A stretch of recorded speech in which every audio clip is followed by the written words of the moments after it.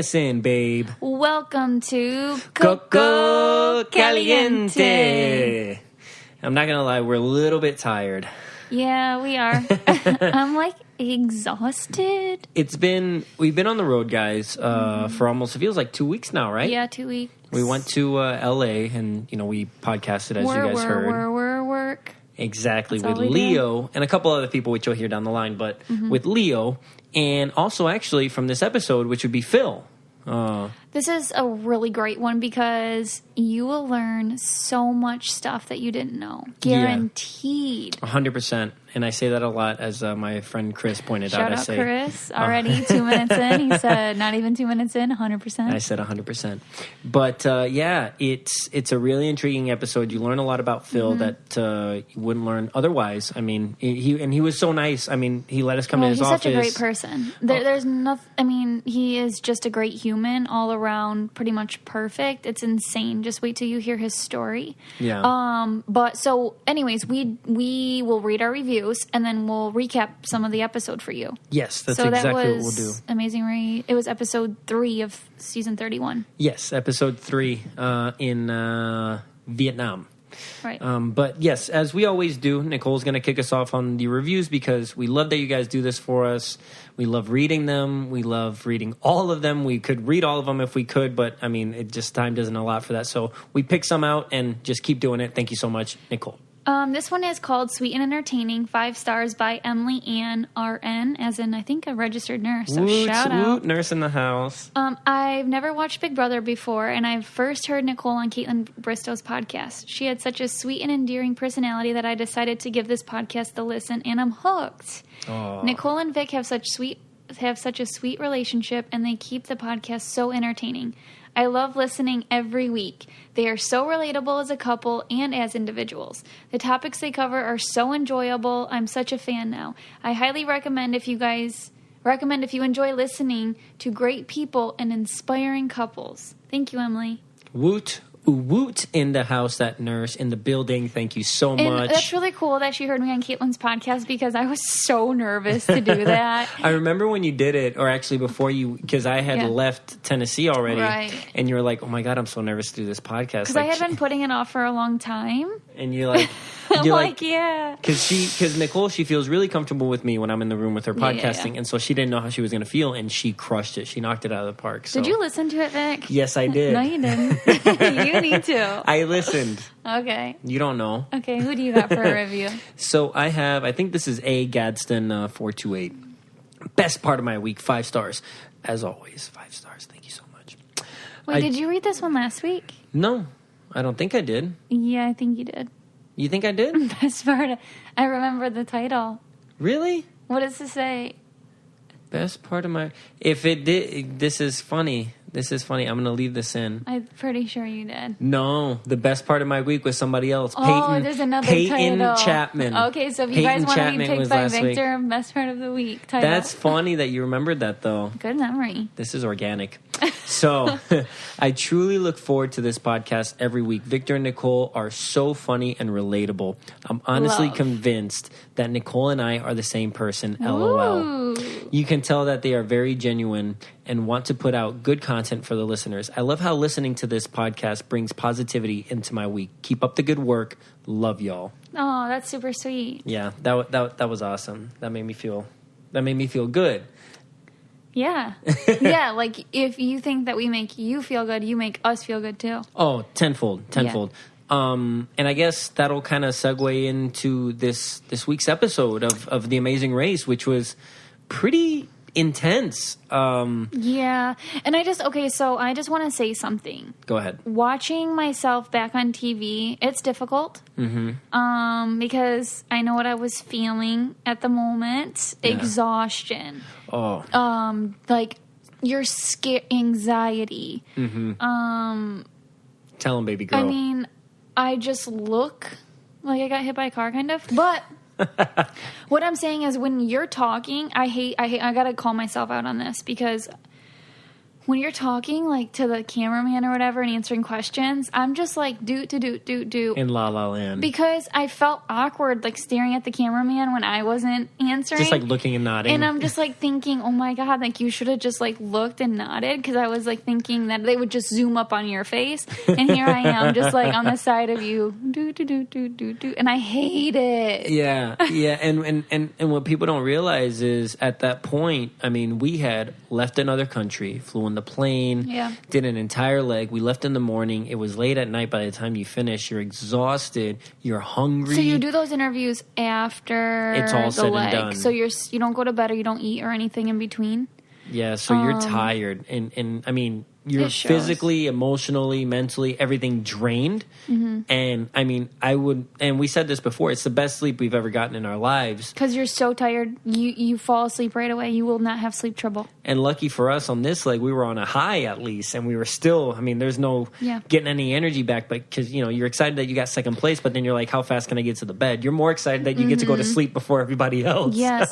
And this was a second place finish in a row. Yeah, second place finish. Victor, obviously, he crushed the competition. So we'll start from the beginning. This was, if you haven't watched the episode, do not listen to this, because I did see someone say, like, you spoil it. But this is a recap. Yeah. So we're going over the episode. Exactly. So this is a non-elimination episode. Yeah. And so just to start off, before we left Laos, which was completely cut out, we went swimming in the most beautiful waterfalls. And Nicole was so nervous. Okay, so the Afghanimals, they left first, and then we left. And we had 8 hours before the flight. And the Afghanimals were like, hey, we had 1 minute between us before leaving. And he's like, hey, let's go to this really pretty waterfall. Yeah, it's supposed to be one of the most beautiful. Yep. And I was like, no, we're going to be late. And they're like, no, Nicole, we have 8 hours. I'm like, okay, fine. So we all go to this beautiful waterfall, and they're jumping 20 feet into this waterfall, crystal clear waterfall surrounded by greenery in this secluded place in the jungle. We got food. Oh, it was great. I mean, everyone else was just chilling at the airport, so we kind of thought that they would do a pan of everyone at the airport for 8 hours and then them jumping in the waterfall. They didn't. I was super paranoid the whole time. Nicole, the whole time Nicole had she would smile every now and then, but she'd have a straight face and okay, so you should start drying off now. Yeah, I just thought the last, I just think when you get too cocky or you think you have too much, we weren't being cocky, but you think you have so much time and then it comes and bites you in the butt. Yeah, but it turned out fine. Yeah, it was perfect, and we got to see a little bit more scenery driving around and everything. And like she said, we ate at this random place in the jungle, but it was awesome. But then that was really good, and we got pictures there, so hopefully we can get those pictures. Yeah, we got to find out whoever took those pictures, if we can. I think we get them back at the end of the season. Yeah, hopefully, fingers crossed. Yeah, they didn't delete them. Hey, Vic, what kind of cologne are you wearing today? You smell really good. It's different than my normal, huh? Yeah. So it's that Dolce & Gabbana light blue. It's actually from that subscription thing that you have now. Scentbird. Yeah. I like changing it up. It's awesome. Yeah. So Scentbird is really cool for people who don't like to go into stores and smell all the different, perfumes and colognes. It can be super overwhelming. All at once is too much. Yeah, you can't really even tell what the one smells like that you're spraying on the paper thing. Yeah, and then if you think you like it and you're not sure, you have to spend $60 to $100 on it, and it's just ridiculous. Right, so this is why this is perfect, because you get to go online and you get to pick out 5 different perfumes or colognes that you think you will like, and they are sample size bottles, but there's 120 sprays, so it's 3 months worth. That's so you awesome. Still get a lot of use out of it. And yeah, you get to pick what you want. It's really expensive brands. So if you don't want to spend, like you said, the $70, let's make sure that I like it first, you like it first, wear it out a couple times and test it out. Yeah, and it's perfect for traveling too. If you that's just want true. It for that. Yeah. That's true. So there's an exclusive offer just for our listeners. You can get 50% off your first month today. And that's only $7.50 for your first time doing this. Oh, you can't beat that. So go to scentbird.com/Coco and use my code Coco for 50% off your first month. It's spelled scentbird.com/Coco. So you can try your first perfume or cologne for just $7.50. Sign on and smell amazing. Okay, so before the dance, there was one more. Oh no, the dance was first. The dance was, we went to the medicine shop, but you just get a clue. But the dance, oh my God, Nicole did well on the only one that they showed at the beginning, but she did well a lot. I will say that, because there was a couple times where they would play the music and we would dance for a little bit, and I was like, nope, stop, that's it. Let's just stop right there. I feel like you stopped us more than they stopped us, because you just knew we were off or something. I was like, there's no way. But yeah, I mean, those suits were really hot, but it was fun. It was fun. And I know, again, we had serious looks on our faces when we finished, but you're just so scared that they're going to say no. You have to go to the end of the line, and that's like when I saw Team Fun, which are obviously they're so fun to watch. They just could stay on stage and keep going because nobody was there yet. Yeah, it's so frustrating. Then we're waiting outside. We're practicing with the teacher outside, hoping we get it right. And like, what's going on? Why are we doing it right? Yeah. You know? We didn't blame each other, though. We just kind of knew. We giggled. And right, we got this. Focus. And then watching the other teams afterwards, I didn't know they did it some 20-odd times. Yeah. That's insane. What good TV that is. Oh my gosh. I was just like, this is crazy. They had some TV gold moments. And Chris and Brett, I felt so bad. I was like, wow. I'm so happy they're not eliminated, though. We really love them. Oh, I love Chris and Brett. They're so funny. The fact that they switched right away, that was the best thing they could have done. But hey, non-elims happen. It's part of the game, and they're still in it. So that's awesome. Yeah, they said that they legit just ran off stage and just went, all right, we're going fishing. But with this episode, there wasn't a lot.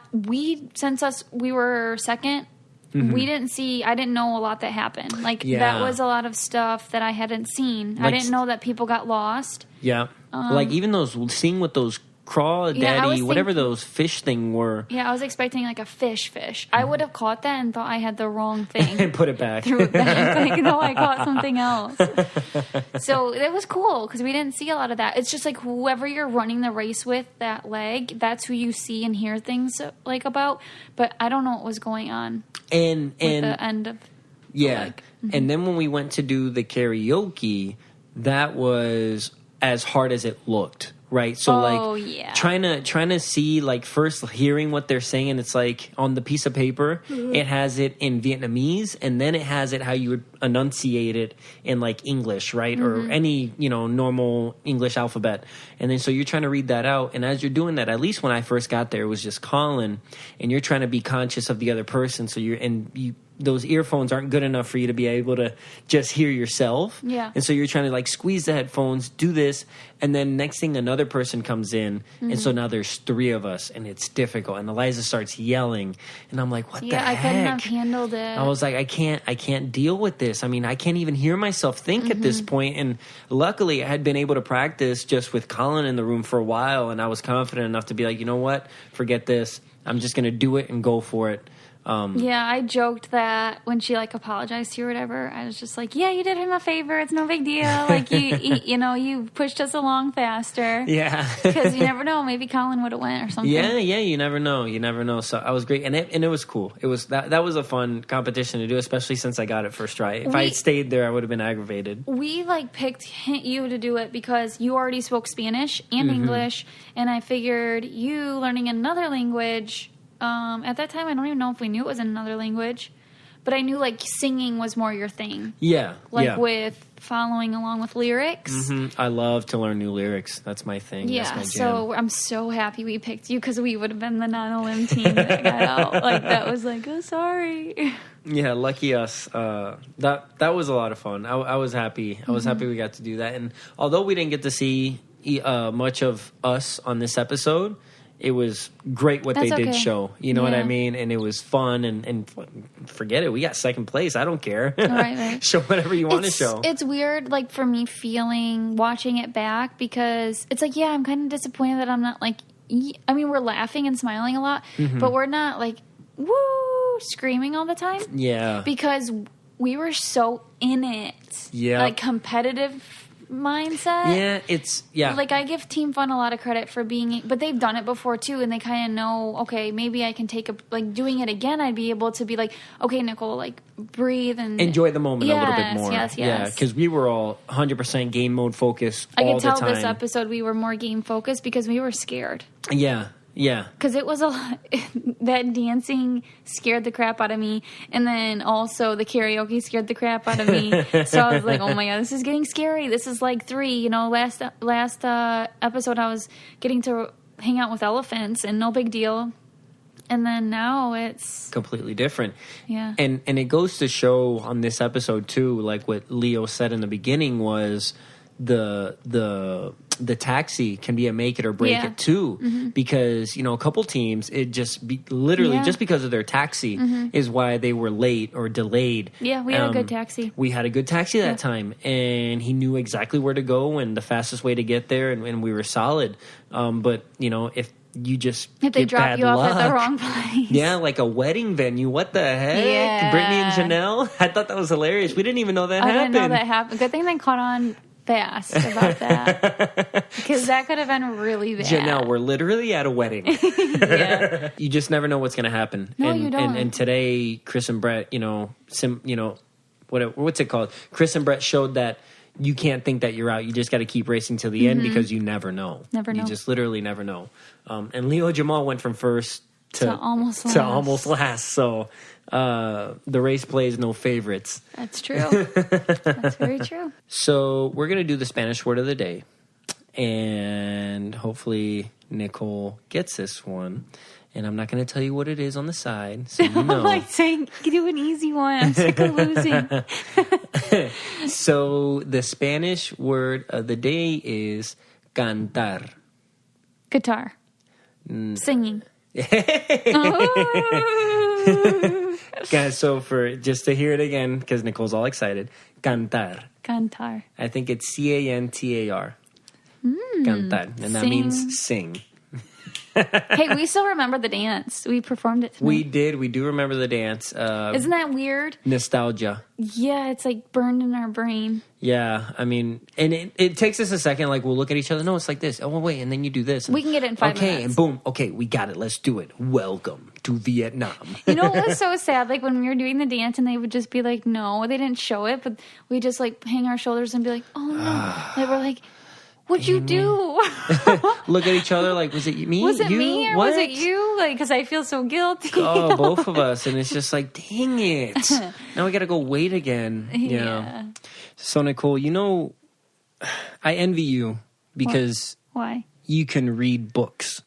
Yeah, I do. Like, I just don't have the attention span to sit there and read page after page of a book. And it's just... Really? I didn't know that about you. Yeah, I like reading articles and like, you know, news articles and short excerpts and stuff like that. So I came across this app and it's called Blinkist. Okay.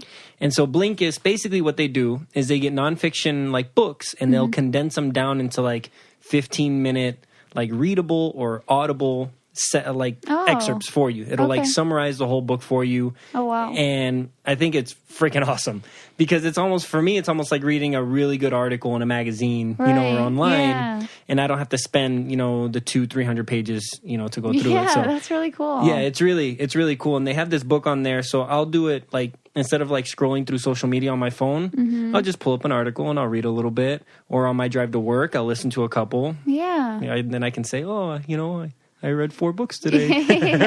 True. But it's true. And so, like, one of the ones that I want to start is, like, The 4-Hour Work Week by Tim Ferriss. Oh, okay. Yeah, I heard great things about that. Well, my boss told me about this one, actually, and she said it was great for her, and she's a very successful businesswoman, and so that's something that I want to try. So if you guys are like me, and you're not, like, so keen on reading a whole book, but you want to try this app that'll, you know, Blinkist, condense everything in 15 minutes for you. Right now, for a limited time, Blinkist has a special offer just for our audience.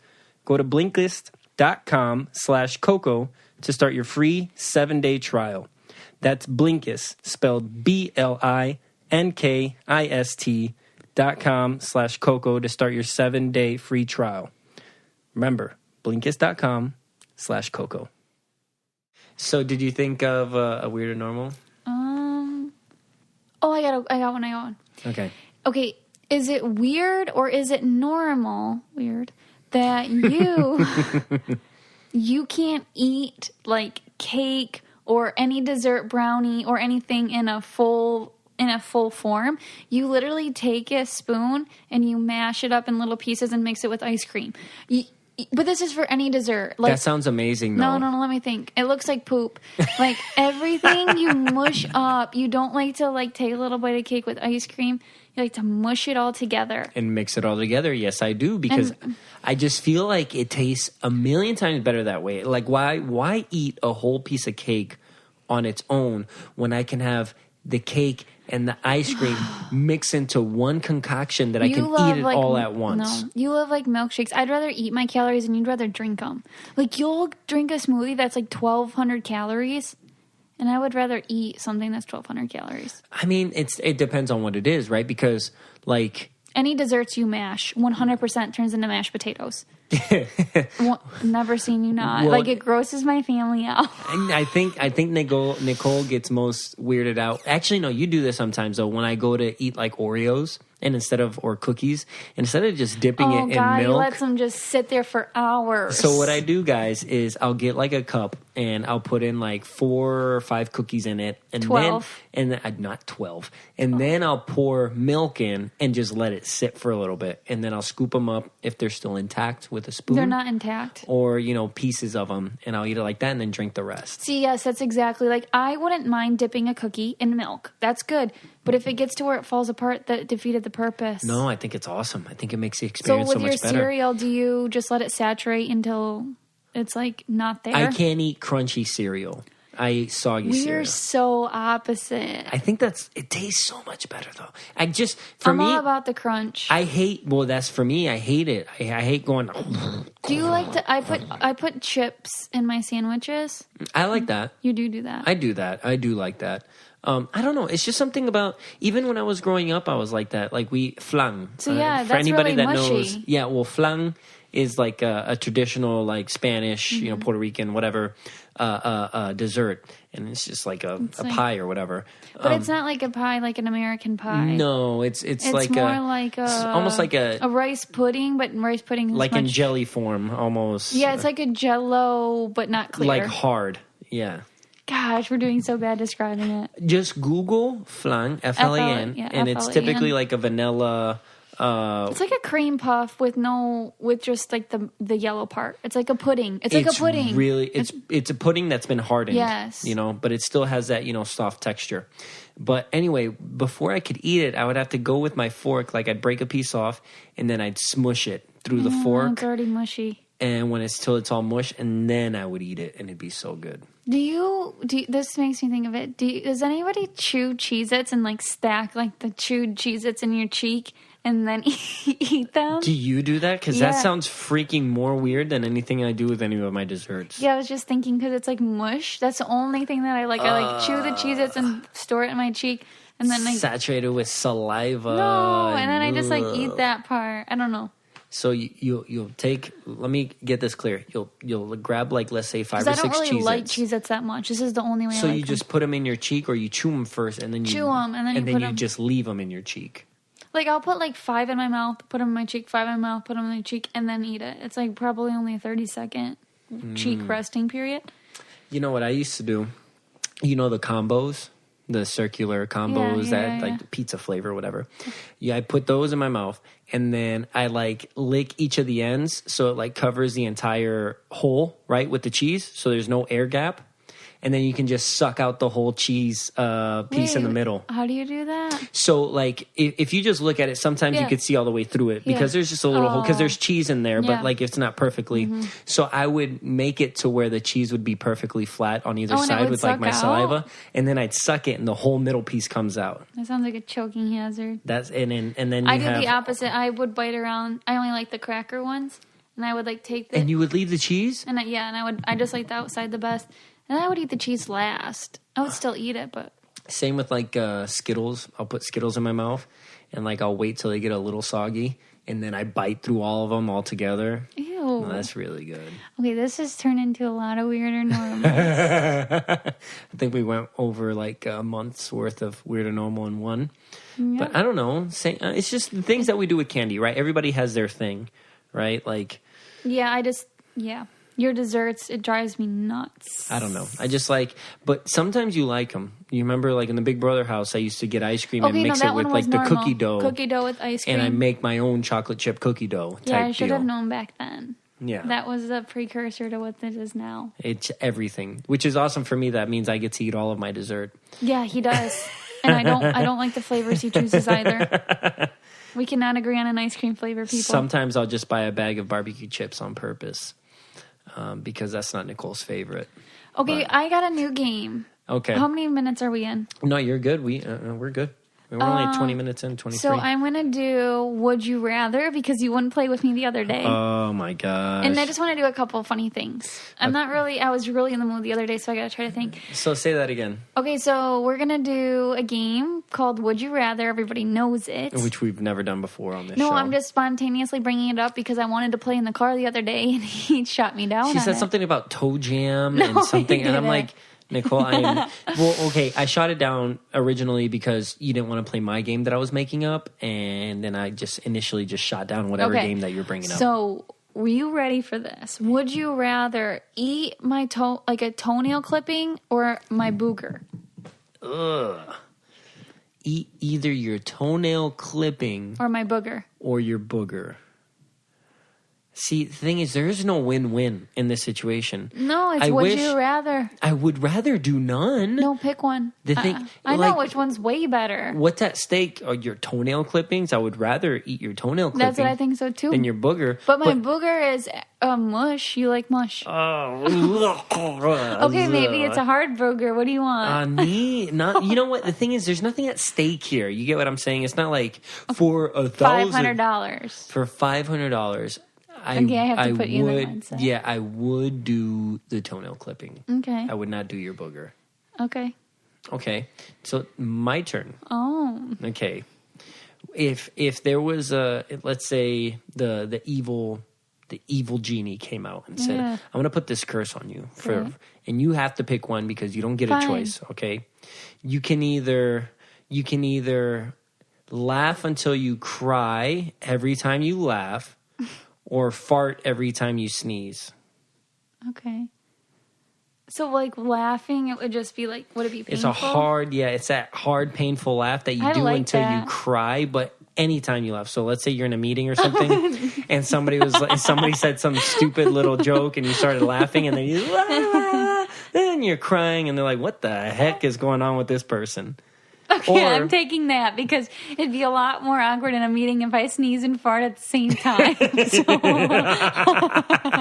going to laugh until I cry. Holy crap. I would come up with a way to mask that one, though, actually. Thing is, I would sneeze louder, just to make sure to cover that fart. That's so funny. Wow, this went into something that we were not expecting, but it was for a fun game. So I had to force Nicole into using an air purifier. She never believed in the concept of having an air purifier. I didn't understand it. Yeah, and for me, it was just one of those things that I always got allergies and stuff, so air purifiers helped me, and Nicole just saw it as a noisemaker. But now they have this new company. It's really changing the game with air purifiers. And so the company's called Molecule. And basically they have this doctor. His name is Goswami. And he's the director of clean energy research, or the research center at the University of South Florida. And he developed this Pico air purifier. It's like this new technology. It stands for photoelectrochemical oxidation. Okay. So the traditional air filter in an air purifier is like a HEPA filter. They're like 70 years old. What does that mean? Just like HEPA? HEPA, I'm not sure what it means, but I know what it does. And basically it collects pollutants and stuff that is like, I think it's like 0.3 microns in size, right? Okay. And which is kind of big if you're talking in terms of like little viruses and pollutants, and it just traps them in this filter. And so you have to change the filter and do that, and it doesn't really kill them. Pico actually eliminates them. It like zaps them. I don't know the exact, how it actually works, but it eliminates them, and they can be 1,000 times smaller than the 0.3. Wow. So it's like revolution. You want that in your kid's room for sure. Hey, that's exactly what it is. Like it not only, it doesn't just trap them, it kills them, and it kills the smallest ones. Because even like if you think you're getting rid of your allergies, apparently the things that can even give you more allergies or viruses are smaller than that's trapped by the traditional filter. That makes sense. So it's something that I'm definitely using. I love it, and it's changed the game for me because I honestly feel and can smell the fresher air with that on with the ceiling fan and another fan. It just feels like I'm in the rainforest, like fresh air. Yes. I can't describe it better than just feeling like outside. I'm telling you guys, if you just put it in your room, turn it on, and just shut the door and leave. Just leave for 15, 20 minutes, half an hour, and you come back and take a deep breath. It's completely changed. And people have reported to sleep way better after using this filter. So it's awesome. So Molecules technology has been personally effective and verified by science. But most importantly, it's been tested by real people. Molecule has given allergy and asthma sufferers around the country an all-new experience. So right now, for $75 off your first order, you visit Molecule, MOLEKULE.com, and at checkout, enter code COCO, COCO. Again, visit Molecule with a K.com, and at checkout, use the code COCO. Are you guys ready for Phil? No, this is a great segment with Phil, guys. You're going to learn a lot. He's a great guy. Thank you, Phil, so much for letting us come to your office, and we hope you guys enjoy. 10 Emmy Awards, traveled over 100 countries, numerous shows. Phil Keoghan. I mean, so happy to have you. I pronounced your name right? Is it you having me, or am I having you? Because you're in my office. True. He's hosting us in his office. Right. It's not a takeover, is it? Okay. Well, you can. You know what? If you want to guide the conversation, I would love that. It would make it so much easier. Just to give people a sense of Phil's office. You walk in and he just has like memorabilia. It's almost like walking into a museum of sorts. He has a museum. That makes me sound real old. But like a museum of your life, let's say. If that makes sense. There's things that I'm really proud of in here. I was just talking to you guys about the first camera that I ever used when I was 18 years old. It's a CP16. It was the news camera that was used by people who went to the Vietnam War to cover the war. Wow. That was the camera. It was incredibly robust. So I was 18 out of school before I went to college, and I went straight into an apprenticeship, and I was a film camera assistant, and that was my first job in television, going back a number of years before you guys were born, to end of 1985. Oh, wow. When Billy Idol was singing White White Wedding, and what else was going on? Oh, well, Cyndi Lauper was around. Anyway, before your time. And to go back, to that, your dad is an amazing person too, right? He's a doctor. Yeah. Look, if you have a look at my film poster over here. That's him right there, John, right? Yeah. So my father's name is John, and I've taken him on a number of adventures with me, including The Ride when I rode across America, and then Le Ride when I retraced the 1928 Tour de France. I love having him out on adventures, and then next week I'm actually going on a hike with him in the Southern Alps. We're going for a week. He's going to be 77, and to celebrate his birthday, we're going on a hike. So I got my adventurous spirit from my parents. My dad, as you mentioned, he's an agronomist, a plant scientist, and my mom is a music teacher and still teaching music, also 77. And so, I'm always, particularly as they're getting older, trying to do as many adventures with them as I can. Yeah, that's really cool. And speaking of your mom doing music, did that kind of push your brother into? Because I know your brother, he's like a successful jazz musician, correct? Yeah, jazz, and he just finished doing all the music. I think it was something like 245 music cues for a 10-part series for Warner Brothers that's airing in New Zealand. And he's played with a lot of top musicians. And, we were all classically trained. There's three of us, my brother, myself, and my sister. And we were all classically trained in music. I played the violin. Oh. And, oh, my gosh. So I started when I was 3. And my parents left to go overseas when I was 3. And that's really, they're responsible for, I guess, my adventurous spirit and meeting people, because I lived in a number of Caribbean countries. Yeah, didn't you live in, because I want to take Nicole on to a Caribbean vacation to Bermuda or Antigua, and I saw that you yourself had lived in Antigua, correct? Yeah, look, if you look over there, Speaking of memorabilia, it says Barbuda, not to be confused with Bermuda. But Barbuda is the little sister island of Antigua. So it's Antigua and Barbuda. And Barbuda was the island that was hit by Hurricane Irma. Do you remember with Irma? Yes. And it was absolutely decimated. And for the first time in 300 years, everybody was evacuated off the island because it absolutely annihilated and flattened the island. Oh, wow. So, yeah, I grew up there. I had 8 years there. So, growing up, I had a West Indian accent. I've had many accents in my life. Born in New Zealand, I had a New Zealand accent. Lived in Canada for 4 years, so I had a Canadian accent there for a while, Victor and Nicole. Liked my hockey, played a little hockey. Then I went to the Caribbean and I lived down there. Antigua is the place that I was living for like 8 years. So my mother was teaching the music down there, and my father was working for the University of the West Indies. That's perfect. Yeah. So I had that West Indian accent, and then I went back to New Zealand to school. So I ended up in the New Zealand accent again. And then whatever I speak now is because of living in America since the year you were born, 1992. Oh, yeah. Okay. There you go. There's my history. That's really cool. And you know, I know you're a big proponent of do what you want to do before you kick it, right? Before you kick the bucket. Kick it or tick it before you kick it. Tick it before you kick it. Yeah, so No Opportunity Wasted was the name of a book I wrote that was inspired from a near-death experience. And early on, and that happened when I was 19, and I was hosting a show. That was the first show that I hosted when I was 19.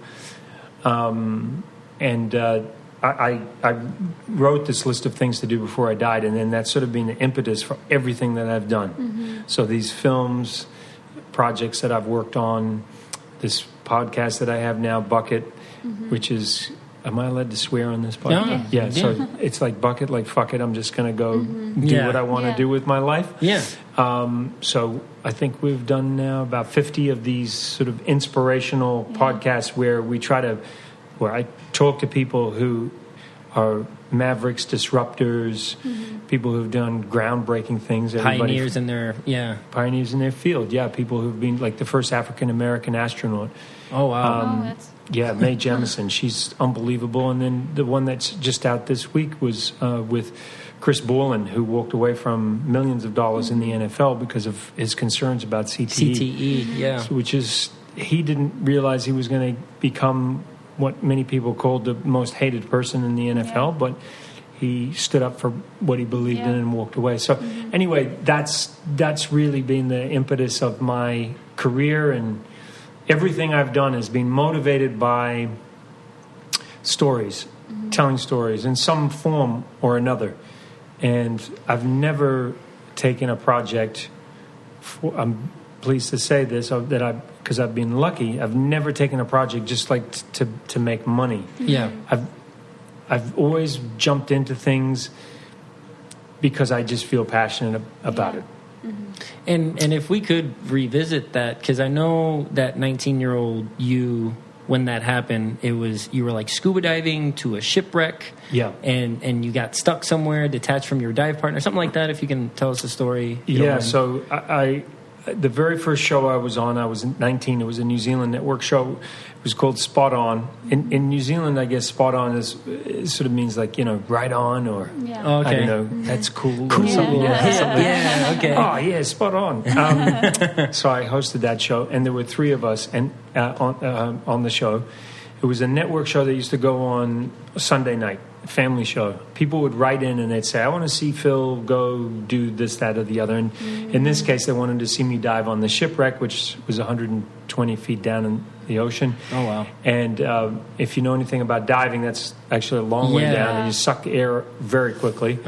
And I got separated from my dive buddy inside this 22,000-ton old Russian cruise liner that had sunk in the Marlborough Sounds. And just thinking about it makes me short of breath, but I'm very claustrophobic, so it was not a pleasant time. And I really thought I was going to die. I mean, I thought that was it. And I We were meant to meet the crew. The crew didn't turn up. So then my dive buddy left me to go find the crew, and then I suddenly realized I was alone, and there was a current going through the ship. So as soon as he went, I didn't have a light. I was panicking to find my light. By the time I found my light, I'd stirred up all the silt around me, and when I turned the light on and flashed it around, I couldn't see anything because of all the silt. And then I had let go of the table that I'd been holding on, and the current made me move. So now I wasn't in the place where he left me. So, and then I realized I didn't know how to get out. Yeah. So I just had this massive panic attack. Yeah. And thankfully he came back, and thankfully he figured out where I'd gone. He went back to where I was holding onto the table and then figured out where I drifted off, and then found me. Oh my God. Got me out. And then that's when I realized, because when you're 19, you don't think you're ever going to die.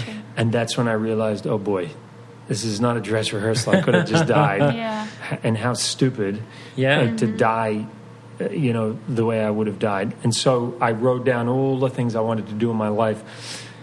A very selfish list, I have to say, at 19, of things I wanted to achieve in my life. And that, again, became the impetus for everything that I have done. I ticked off a lot of things off that list, and a lot of things I removed. I always wanted to climb Mount Everest. I have no desire to climb Mount Everest anymore. Meaning, I feel like I can do better things with my time. And I don't begrudge anybody wanting to climb Mount Everest, but I do think it's quite a selfish thing. And I took it off my list when my daughter was born because I figured it's such a risky thing to do, and I've got a responsibility with a child. And now it just doesn't seem, it doesn't have the same gravitas to it that it had when I was younger. My motivation came from Sir Edmund Hillary, who was the New Zealand beekeeper, who was the first person to stand on top of Everest with a Sherpa by the name of Tenzing Norgay. They were the first two to the top. And they were kind of the last picks to get up. They were with a British team, and the British wanted to climb it for the Queen back in 1953. And they couldn't make it, so in the end, it ended up being a beekeeper from New Zealand and a Sherpa. So Sir Edmund Hillary is on the $5 note, New Zealand $5 note, and he's just he's one of our he's one of our heroes. And I always wanted to climb Mount Everest, so I don't want to take away from it. I'm just saying that I have other priorities. And obviously your kids too. And speaking, now that you said Queen, that's something that me and Nicole were talking about, that New Zealand has royalty, right? We're part of the Commonwealth. Okay. So the way the Commonwealth works, for those who don't know, Mother England, as I guess you could refer to it, back in the day, they traveled around the world and they took places over. Sometimes forcefully, a lot of times forcefully. And so Canada, for instance, is part of the Commonwealth. A number of the Caribbean islands are part of the Commonwealth. India is part of the Commonwealth. Now, many of these countries were under British rule, and then they became independent. Antigua and Barbuda was under British rule, and then in 1981 became independent. I believe India became independent in 1948, if you remember, when Gandhi was on his pilgrimage. So...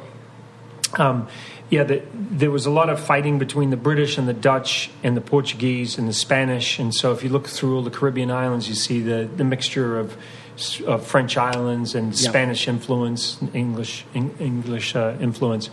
So, yes, New Zealand still looks to the crown, but we are an independent country. We have a female prime minister who you may have seen in the news recently, who was pretty extraordinary after the terrible shootings that took place in my hometown of Christchurch. So we're a small nation, but we sort of punch above our weight. We're only about 5 million people, but we have the best rugby team in the world, the winningest sports team in history, period. Oh, I didn't know that. No. Wow. A winning record of over 80% in the last 100 years. 3 times World Cup winners. Now I'm starting to show off about it. But I love, I'm obviously very proud to be from New Zealand, but I'm also a big fan of America, hence the reason I've lived here for so many years. And that's really cool, because I know you do a lot of philanthropy work as well, and you really push for New Zealand in that respect. Yeah. And so I don't know. I just think that's really honorable for that. Well, look, I'm frustrated sometimes with whatever celebrity I have. I've tried to use it to do some good. One of the things I had on my list was to raise $1 million for MS, which we managed to achieve. And that happened when I did this ride across America. And we gave 100% of the profits away from the film. We raised almost $500,000 just during the ride in the 40 days riding across America, going town to town. And then after the film was made, which we independent, my wife and producing partner and I produced, we then sold the film and put it in theaters, and then we gave 100% of the profits away, and then we reached our goal, and it's still going. That's still counting. So, and if you don't mind, tell the listeners right now what this ride is. So it was very. I mean, you want to talk about grassroots. The crew was, well, if you're looking at the movie poster right now, and it shows a guy called Greg Pert, who's a California Highway Patrol officer, who was retired, and he rode the motorbike. And then my best friend Scott Shelley, who is a cinematographer who I've known since 1992, since I first came to America. Oh, wow. Actually shot on race for a little while. I've been to over 100 countries with him over the last 26, 27 years. It was just him and I as the crew, one camera. I changed my own mic out. And then my buddy Ben, who you see there on the poster, he's a physical therapist here in L.A., and he rode with me. And we had no intention of making a movie. We were making these video blogs back in 2009 as a way to generate attention. And we would go from CBS affiliate to a CBS affiliate. We'd do a lot of radio. And these video blogs went out, and everybody really loved the video blogs. And there was a lot of drama along the way. I had a crash. I ended up in hospital at one point. Oh, wow. Yeah, it was a pretty challenging trip. And in the end, when we got there, everybody's like, you should really cut this into a movie. And so that's what happened. It was never meant to be a movie, but it became a movie. It's still on Amazon, and it's called The Ride, not to be confused with the film we made a few years ago called La Ride, which is retracing the 1928 Tour de France. On a bicycle. Speaking of which, that bicycle that he's talking about is like an original 1928, right? Yes. No gear, heavy metal bicycle, and it's sitting behind us in the corner, and it looks just how I'm trying to explain it. That bike dates back to the 20s. That's crazy. Has no gears, weighs twice as much as a modern bike. You can see the brakes are marginal at best. Rattly old metal water bottles. And my buddy, again, Ben, he came with me. We rode an average of 150 miles a day on those old bikes for 26 days, completely circumnavigated France. And we retraced what is regarded as one of the toughest. It has the highest attrition rate of any Tour de France. 168 riders started, and 41 people finished. It was so tough. And how did you? I mean, how does somebody even prepare for that? And how did you manage? You can only prepare so much because you're so depleted by the end of it. One day it took us 23 and a half hours to ride up over the Alps, and you're climbing up over these mountains with no gears and. That film is on Hulu, and that is called La Ride. And it was at South by Southwest, and it managed to win a few awards. It was the opening night film at the Louisville Film Festival and won an award there, and so on. So, and that film was also a self-funded film. It's hard to go pitch a film where you say, okay, we got this idea. We're going to retrace the 1928 Tour de France. And they're like, first of all, they don't want to take the risk because somebody can get hurt. If you fell, the whole movie's over, right? So it's a little bit henny penny where nobody wants to sort of jump on early, but then when it's made and then it looks kind of cool, people are like, oh, okay, yeah, we'll distribute it. And we want X percentage. Yeah. But the guy who mixed Hidden Figures and has mixed a bunch of big films, he mixed it. He's a big cycling enthusiast, so we had the best mixer.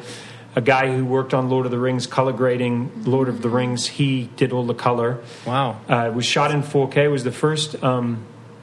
was the first documentary feature film that was used an F55 Sony camera. So Sony helped us with the cameras, and then Angeno, which is a French lens brand, actually.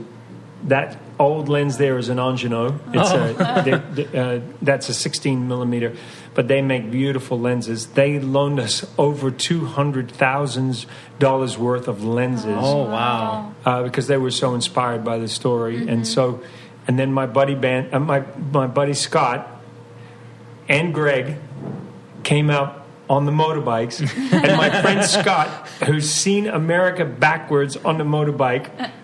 I called him up. I said, Scott, do you want to go to France? We're going to retrace the 1928 Tour de France, and I'd love you to shoot it. He goes, yeah. I go, so you're going to be on the motorbike? He goes, yeah. And that means you'll be seeing France backwards. Are you all right with that? So he's seen America backwards on the motorbike? And France. Look at him. Poor guy sitting on the back of the motorbike there. It's like everything in reverse. You mean I can't look forward? That's neat. That's really cool. You're beyond interesting. Yeah. I mean, I remember you before we started, when we were doing promo shoots for The Amazing Race. You were telling us, and I think you had calculated how many times to the moon. Oh, right. You had gone based on your miles have traveled. Well, from here to the moon, like let's say we got in a spaceship now. I think it's about 200. And by the way, sorry to make a diversion here, but if you haven't seen the Apollo 11 documentary, I've been You're absolutely right, because it just came out just recently. It just came out, yeah, with 70 millimeter film footage that has never been seen before. It is stunning. We have to watch. No, it's stunning. I was trying to look it up the other day. It hasn't come out on DVD yet, I don't think. Don't see it on DVD. No, I'm serious. It's a waste because it's 70 millimeter film. Mm-hmm. So I was mentioning that camera over there is 16 millimeter. Uh-huh. When you use the old still cameras, that was 35. Mm-hmm. When you shoot in 4K, that's the equivalent of super 35 millimeter film. This is 70 millimeter film. So that means that the size of the film, like if you imagine something that's maybe 3/4 of an inch is 16, 35 is maybe 2 inches. This is 70 millimeter film, and it is absolutely stunning. And then they've remastered everything and done all the sounds. Anyway, I don't know. I only say that because of your moon question, but it's worth saying. So don't watch it on DVD. So you have to watch it in theaters. You've got to see it in IMAX or something like that. Yeah, it would be an insult to the filmmakers. Okay, got you. So it's about 230,000 miles. Now, to go around the Earth is roughly 23,000 something miles if you were to go around the equator. So that means that to get to the moon, you're looking at about it's 9 trips. There and back is roughly, let's say, there and back is 500,000 miles, right? So, so every year, on average, I travel the distance from Earth to the moon every year. I've averaged that since as long as I can remember. So certainly my career. One year I did the equivalent of going to the moon and back because I did close to 500,000 miles. Oh my gosh. And so I do spend a lot of time on planes, 130 countries, but I've still got plenty of places to go. I haven't been everywhere yet. What are your frequent flyer miles looking like? They're good, although I have frequent flyer miles on airlines that I would not ask anybody to fly on. I'm talking about what we call white-knuckle airlines. We're holding on for dear life. To where you could see your knuckles go white. Yes, you don't want that. With a tray table, they've taken the plane, it's a recycled plane, and on the tray table it has the stamp of a completely different airline. Oh my God. Like Eastern Airlines, which went out of business 30-something years ago. That's not comforting. No. So what is... okay, so when did you meet your wife and you're traveling? I think she travels a lot with you, but like... She does, but not a huge amount. So how does that work into the relationship? That's hard. So I met my wife in 1989 on a show in New Zealand, and at that stage she was a researcher and I was one of the reporters / producers, or segment producer, would have been in those days. Quite young, and then it's just sort of always been a part of our relationship that I've always traveled. So I guess it's, and we try not to be apart for too long, but it's definitely challenging. But I think you have to look at, what makes a relationship work is complicated. and there are military families that somehow make things work, or people that have on the road jobs, and I don't think it's for everybody, and I don't think it works for everybody. But I mean, my dad used to travel a lot, so I saw that as a kid, and then you somehow it makes it work. I mean, look at you two, right? I think I said, someone was asking me about all the different teams, and I was asked to describe everybody, and I said, but these two are very much in love. I could see that you were very much in love. But you just look very compatible from, when I first saw you. So, boy, I wish I knew how relationships work, because I have no idea. I mean, there's some relationships where I don't know how people are together, but somehow they make it work. So I don't judge anybody. If they make it work, good on them. Not for me to judge. But we've managed to make it work, and my daughter, who is now 23, she grew up traveling a lot. She's very travel savvy. She was on her first plane at 3 weeks old. Oh wow! Her first passport photograph, you can actually see my fingers holding her. You can see my fingers, all 5. Just on the outside of her head, because I'm trying to hold her to take the photograph. That's how small she was. I believe that's the minimum age that a baby is allowed on a plane. And right to the day. And then we took her to New Zealand for Christmas, where we normally go home to see family. And I remember it was a spontaneous trip to take her so soon, and we didn't have a little crib for her. So a friend of ours got an apple box and reinforced it with a few pieces of wood and turned it into a little crib. She was as happy as we say, happy as Larry. She was very happy. But she's definitely got the travel bug as well. Yeah, she loves to travel. It runs in the family. I think, if you're able to do it and you do it often, it's infectious for sure. Yeah, if I can give you any advice, hopefully you guys will have kids, and my advice is just don't try to just adapt and not stop doing things. I meet a lot of couples, and they stop doing things. They stop doing the things that they used to do. And that is not good for the relationship. Like, if you guys love hiking, then find a way to take them. And they might not like it straight up, but, what do they say? It takes 22 days to create a habit. And so they just get them used to it. And get them used to being with other people, so they don't get clingy. Just hand your baby to someone you love and say, hey, hold on to Charlie for me for a second. Or I'm not saying you should call you Charlie. Your child Charlie. No, the boy name we already have, Victor Roy IV, but that's neither here nor there. Is that how that's going to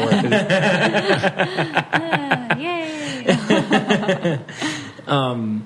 On a very side note, I was researching you, because that's part of my job when I do these things. And I saw that you were on the short list for the host of Survivor. That's true. And then that's where the race came from, kind of. Well, kind of, yeah. So I met Jeff in 94. We were both working at FX. And in those days, that was a cable show. It was FX. It was the start of FX, actually. They launched on June 1st, 1994. And at the time, I had a strong New Zealand accent, and it was a big deal for them to put me on air as a New Zealander. And by the time, and I did a bunch of shows all through the 90s for Discovery and a few different places, VH1. I was shooting and producing some stuff for MTV, not as a host, but as a shooter and producer. And And then a network opportunity came up with CBS, and it was a special called Surprise, Surprise, and it was a show that Kathy Lee Gifford was hosting, and they wanted me to go in the field and surprise some people with sort of a big surprise. And so I did that, and so that's how I got on the radar over at CBS. And then Survivor came up, and I knew people who were working on the show. Okay. And they called me, and 3 or 4 different people in key positions called me and said, hey, listen, there's this show called Survivor. We think you'd be really great for it. You should try to audition. And I got a call. I went in. I met with Mark Burnett, and one thing and another, we got shortlisted, and then it was down to Jeff and I. Oh, wow. And so we met up at CBS, and we were waiting outside Les Moonves' office, the 2 of us, and he said, you're going to get it because you do stuff outside. And I said, no, you're going to get it because you're more of a typical American host. And he'd done a lot of studio-type shows, and most of my stuff at that point in my career had been...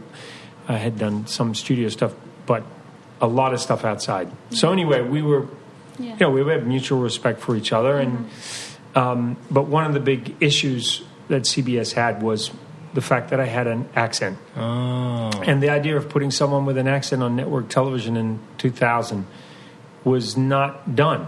Because you got to think there was no Simon Lithgow, Heidi Klum, Simon Cowell. There was none of that. Yeah. And so they were very reluctant. And in the interview, I remember I was asked if I could Americanize my accent for the show. Yeah. So anyway, they chose. Jeff and I were talking back and forth. We hadn't heard. It was like about 6 weeks after that meeting, and then finally they chose him. And in hindsight, it's worked out for the best. I mean, I can't imagine Survivor without him. Yeah. And I can't imagine that, Amazing Race, not doing Amazing Race. I just feel like it sort of worked out for the best. And to be honest with you, even when I got Amazing Race, I was on their radar. I was still shortlisted. I didn't get the job straight away. They were concerned about the accent. So if you look back on the early seasons, they were asking me to Americanize the accent. And that's because they were concerned. They were concerned that people would be turned off by the idea of an accent. Now, no one cares. We've got all kinds of crazy accents on TV. It's welcomed. It's welcomed. And it is, like you said, your name, Phil, is synonymous with Amazing Race.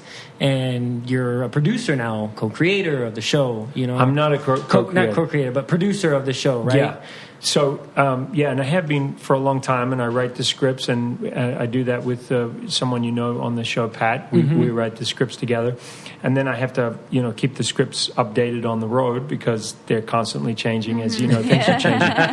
But, the show was created by Elise Doganieri was actually the creator, and then Bertram helped her develop it. And it goes back now to 2000, around 2000. And at that stage, there were actually some other race around the world type shows that were being pitched. And in fact, I was called in not as a host initially, but as a producer to come and work as a producer on another race around the world type show. So that was happening at the same time that I found out about this other show. So I wasn't even... They were like, maybe we'll look at you as a host, but they were interested in me as a producer just because of my experience of working overseas. But I've always worked as a, going right back to, the earliest days being a host. I've always dovetailed being a host with writing and producing and sometimes even shooting, and I still shoot. But I would go crazy if I was only ever just being a host. It's not enough for me. I love the process of storytelling, and just as you edit your podcast, I like to edit. So I'm any excuse to jump on and cut things together. I love that. Do an initial edit. I don't call myself an editor. I'm not. But what's great about knowing how to do a lot of different things is you can step in. You can be a jack of all trades and an expert of nothing, but you can kind of, and it's important, I think, in production to know and appreciate what people do, because then you want to be surrounded by people who are better than you at everything else. Yeah. And that you can be the best at what you do. Hopefully, they think you're the best at what you do. So I think we're getting close to the end here, but so good. So I'm loving this. I love the conversation. Yeah, well, I want to thank you guys for coming on the race, because we're all about having people who can help us write the scripts. I mean, at the end of the day, what you guys say becomes the script of Amazing Race. Yeah. And so I say this to all the teams, bring it. When you come on the show, it's an honor, it's a privilege to be there. A lot of people would love to be there. Yeah, 100%. So bring it, And so I've called people out before. Never had to do that with you guys, but I've called people out and said, hey, listen, you need to, this is a wake-up call. You guys don't waste this. This is a chance. And there are lots of other deserving people who should be here if you're not into it. Right. Yeah. So and as you know, this season we got a bit of flack from some fans who don't like the idea of people who have been on TV before coming back. Yeah. And I've said to them, I'm sorry. No, I feel like that's always a thing. Whenever I'm like back on something, people are like, "Why is she back?" But then some people are really happy. Yes. So it's just look. I've said to my fans, I've said to the fans. I'm sorry. I've said, look, give this a shot. They're interesting people, and this is not what the format is. We'll be going back to first timers, and I love having first timers. Yeah. Just as you guys were once first timers. Right. Exactly. But we've also had a lot of fans who want to see people like you come back because they're fans of you. Yeah. And they want to see how you would do, and it was kind of a outrageous idea to putting Survivor people and Big Brother people and Amazing Races together, and I loved all the smack talk at the beginning when Rupert was like putting his hand up going, we're tough, we're from the island of where, I'm gonna rip your arm off, that kind of it's kind of fun, right? And Tyler being so quiet at the start, right? And then what did he say to me? Just mind your business. But I liked it, and the response we got from the first week was really great. And we know, we've been out there, and without giving anything away, we know that this season is fantastic. The dynamics that go on, there's a lot of chopping and changing, and many unforeseen things that are coming down the road. There might be a head-to-head, there might not be, but lots of things that I think people will love it. And you guys were, right out of the gate, you guys just gave it everything, and so I think people, love to watch you guys. So it's cool. No, thank you for that, because we really did try our hardest, for sure. Yeah, unfortunate that you got eliminated in the first leg. Oh no, that's right, you didn't. Well, no, really, thank you. Thank you for allowing us to come to your place and be on our podcast. Yeah, and thanks for not taking over. I'm going to boot you out of here. No, but really, it's an honor and a privilege to be here with you. Oh, it's nice of you. And such a well-respected, award-winning philanthropist, everything. Like, I really think you're a great guy. And, very inspiring. I definitely look up to you as well. Yeah, very, inspirational person. So thank you. Yeah, it's very nice of you to say that. And, I do want to thank all our fans, Amazing Race fans, and let them know that they've got a lot of great Amazing Race in store for season 31. Yeah. A big showdown. Yeah. We know all about it, don't we? Lots of personalities. Lots of personalities. Lots of drama. And only one winner of the Amazing Race. Hey, that's good. Yeah, that is. All right, well, thanks, Phil. Thank you. We hope you found Phil as interesting as we did. We absolutely love getting to know him on a deeper level.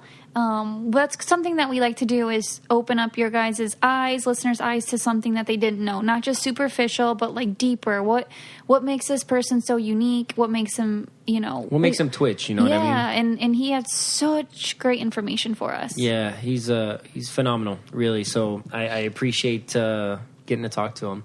Yeah, really and nice comment guy. on our post if you learned something new about him, because maybe he does do a lot of podcasts, and maybe this is something that had come up, but I feel like I really hope you learned something new. Yeah, and you should check out his podcast if you get a chance. Just you head to his website or head to his Instagram. We'll have it. We'll tag him on the post here on social media so you guys can check it out. But you guys can actually, if you want to, follow us on Instagram. It's Coco Caliente Podcast on Instagram. It's Coco Caliente Pod on Twitter. Yep. And you can listen to us anywhere you listen to podcasts, on iTunes, on Stitcher, Spotify, Google Play.